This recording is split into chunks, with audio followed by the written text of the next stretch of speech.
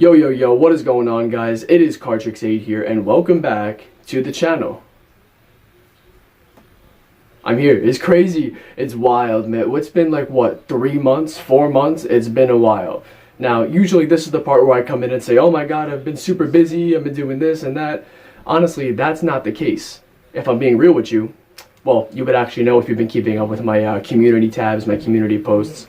I shoot and edit everything through my cell phone, and I've had just zero storage left to be able to fit the space in for absolutely anything. But now I got a brand new SD card with 256 gigs, so your boy is back in business, and we are going to be filming tutorials on a more regular basis, and I'm very excited to deliver new content to you guys each and every single week, or at least close to it, right? But anyways, in today's video, I'm going to be teaching you the effect that I performed in my most recent video 3 months ago, and that was the live performance of the any card at any number. Now, I ask if you have not seen my performance, then do click the link. It'll be right here on the screen, and I'll leave it in the description box below as well. Go check out the performance, come back, and then I will teach you how the trick is done.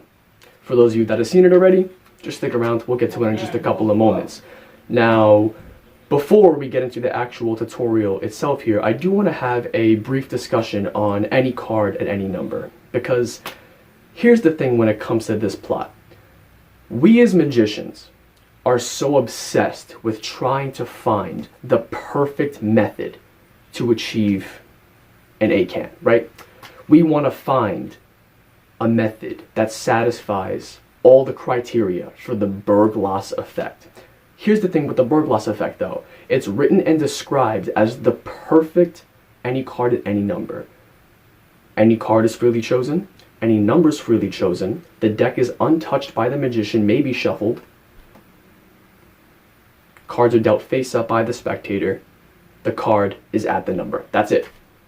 Here's the thing, though. That perfect any card any number truly does not exist. There's always some sort of method going on to make it work that doesn't necessarily make it perfect. You know what I'm trying to say? Even this one, if you guys have seen the performance, it looks perfect, right? But as you're going to see the method, there's going to be something that technically doesn't make it perfect. You know what I'm trying to say? But here's the thing.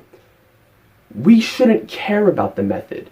The method is irrelevant. It means absolutely nothing to the people you're performing for. The method only matters to the magicians. The spectators don't care about the method, right? Because look, there are hundreds, if not thousands, of different ways that you can perform any card at any number. You can control a selection to the top of the deck, and you can second deal your way down to the number. You could use a card stack like Mnemonica. You could use a gimmicked deck like Brent Braun's Position Impossible. You could use Equivocate to force the number or the card, if not both, right? At the end of the day, it doesn't matter which method you use on your spectators, because at the end of the day, all of those methods are going to achieve the same exact trick in their eyes. A card is at a position. That's it. Doesn't matter how you do it, it's going to be the same trick technically every single time in their eyes. Of course, the method may matter a little bit if you are performing for a magician, but most of the time we're out in the real world just performing for our friends and family. The methods do not matter. So because our spectators don't care about the method, we need to care less about the method and just work on our performance. And one other detail I do want to throw in there for you guys, going back to the Berglas Effect and it not really truly existing. And you know, it's described as the perfect A.C.A.A.N, right? But the reason why it's not is I think we forget about this. Our performance, of course, we want to make sure it's entertaining, that we're achieving our moves as cleanly as possible, you know, our pattern goes smoothly. But here's the thing. One of the main focuses of the deception arts is making spectators forget little details about what actually happened, recreating false memories. For example, if you do an A.C.A.A.N and you force the card on the person, if they tell the story later to their friend that what you did, they're going to say, oh yeah, he had me name any card in the deck, because they don't know that it's forced. They think it's a free choice. So yeah, oh, he had me name any card and any number. I could have named any card and any number that I wanted to, but maybe they was forced and they really couldn't have named any card and any number. but the way they describe it, it sounds more fair than it actually is, right? Or, like I said, the perfect A.C.A.A.N, the magician's not supposed to touch the deck, right?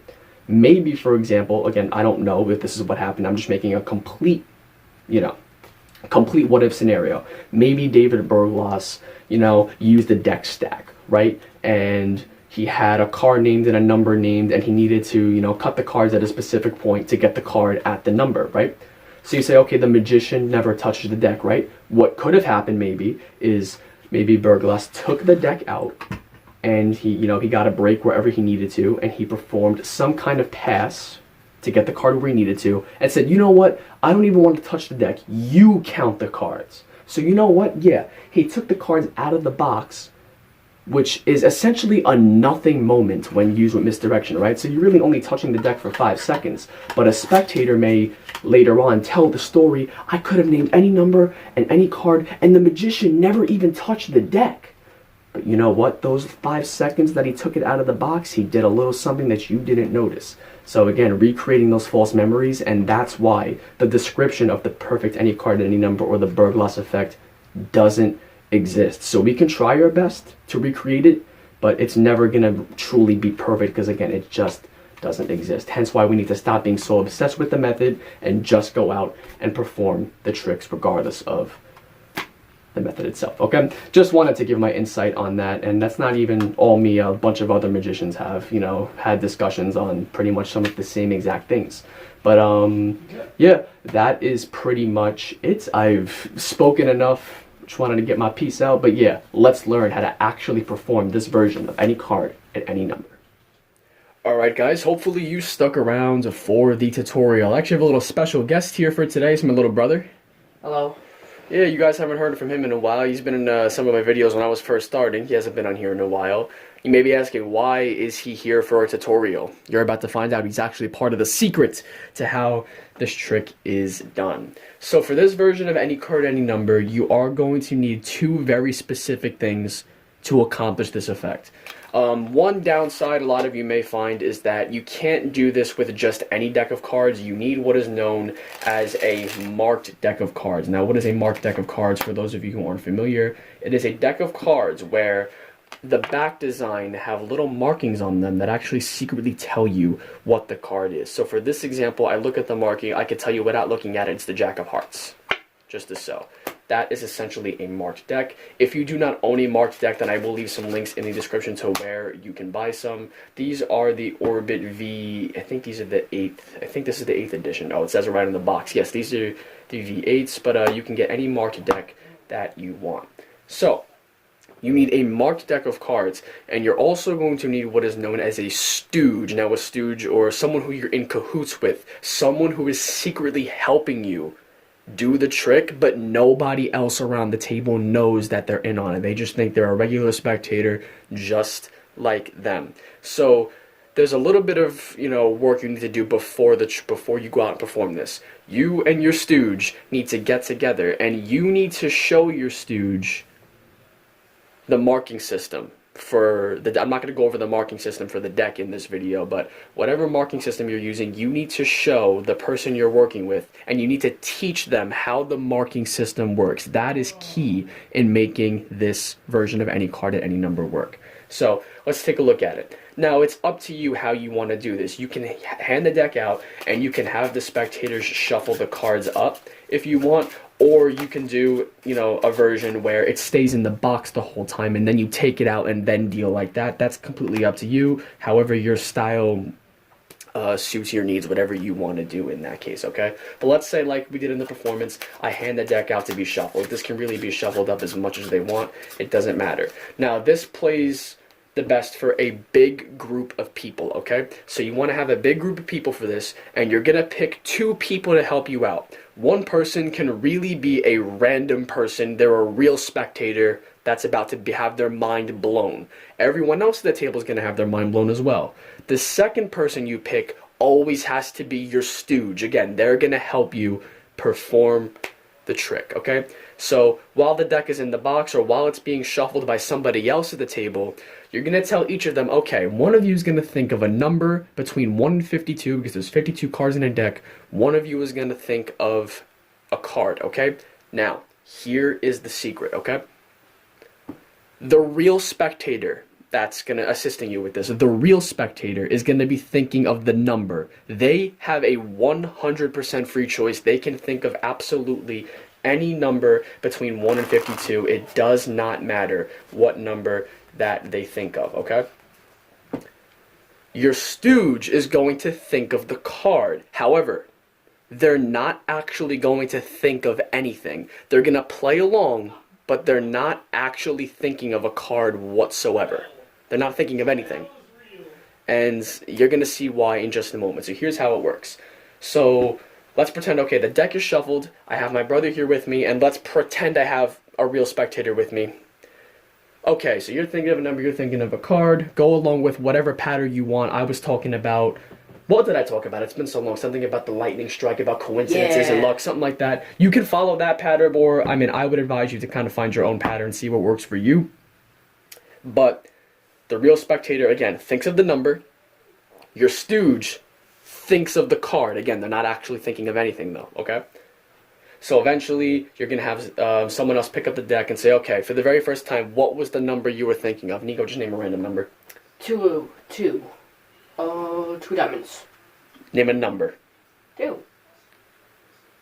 You said 2 of diamonds. That's a card. I need a number. I said 2. Oh, you want 2? Yeah. Okay, 2. There we go. Simple. So for something like 2, you would just deal 1 and like, okay, this is the second card, okay?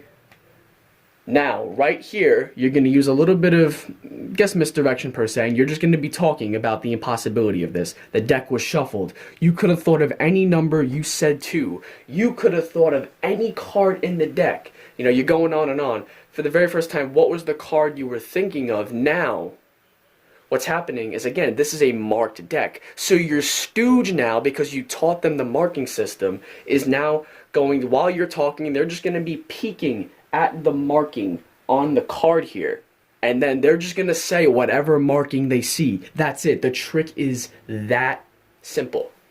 Nico, do you remember the marking system on this? Dude, I know it's been a while. Do you remember? I think so. Well, see if you can read the marking. This first card here. Yeah. All right. Take a look at it closer. I know sometimes the suits can be a little funky on these, but what's the? I believe that would be the 4 of diamonds. 4 of diamonds, yes indeed. It would be the 4 of diamonds, and that's how it works. That's how it works every single time. So let me show you another example. Again, my brother's going to be stooging here. Deck is shuffled, okay? Okay, you, sir, you think of any number between 1 and 52, and you, sir, just think of any card that you want. Again, he's not actually thinking of anything, he's just pretending to. Yada, yada, yada, going with the pattern. Okay, for the very first time, what was the number you were thinking of? Just name a number. 7. 7. 1, 2, 3, 4, 5, 6. And this is the 7th card. You could have named absolutely any number from a shuffled pack of cards. And you could have thought of any card in the deck. Mm-hmm. What was the card you were thinking of for the very first time? The 7 of clubs. You were thinking of the 7 of clubs. If the 7 of clubs was there at the number 7, wouldn't that be insane? That would be crazy. And then you flip it over. Again, all he did was just read the marking on the back, and that's how we achieve that any card at any number here, of course. And obviously, you guys might see it on the camera. Again, it's a little tricky to see here, but in a real performance, obviously, as you guys saw, your stooge isn't ever actually going to lean directly over the deck, otherwise it would be obvious. It's very, very simple. You're having a good time, you're pattering, you're going around the table, talking about the impossibilities, having a good time. Your stooge is just going to be sitting close to wherever the deck is, and they're just eyeballing. They're just going to be eyeballing the mark, and that's it. And no one will ever figure out how you did this, because this is it's mind-blowing, and this may or may not fool some magicians. I think it has potential. You would just want to use a deck that's not obviously marked. I mean, no deck is obviously marked, but I think if you used like the Orbit V8s, for example, with a magician, they're going to know it's a marked deck. But if you use a bicycle marked deck, they're not going to know, because a lot of bicycle decks are marked and a lot of them aren't. So, yeah.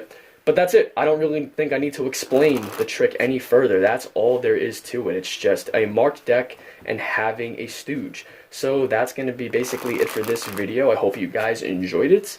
And yeah, again, if you have any questions at all, make sure you feel free to drop them in the comment section below. Do you guys want to see more versions of any card and any number on this channel? I wouldn't mind teaching you guys more.